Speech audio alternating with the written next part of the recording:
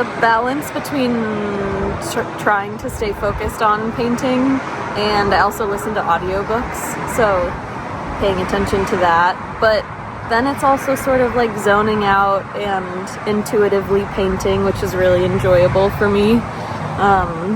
Mixing colors and deciding when to blend something or keep something more sharp.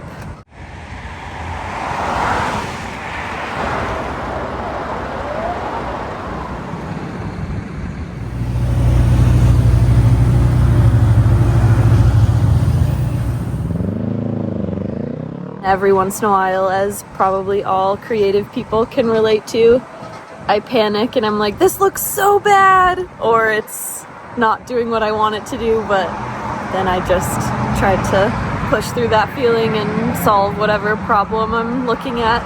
It serves as traffic calming, wayfinding. We have the LRT coming in just south of here. It'll help usher new visitors into Hopkins, and most of all, it raises awareness about vulnerable bird species in our community.